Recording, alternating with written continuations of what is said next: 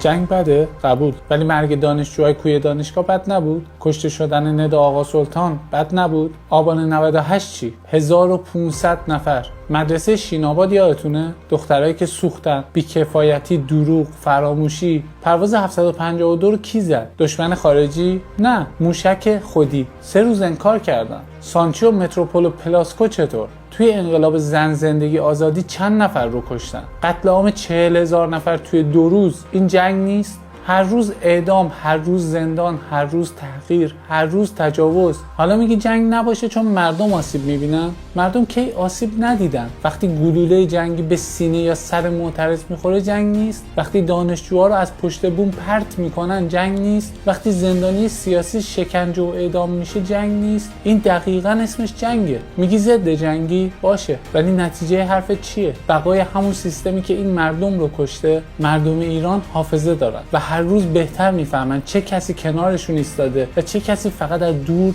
شعار میده.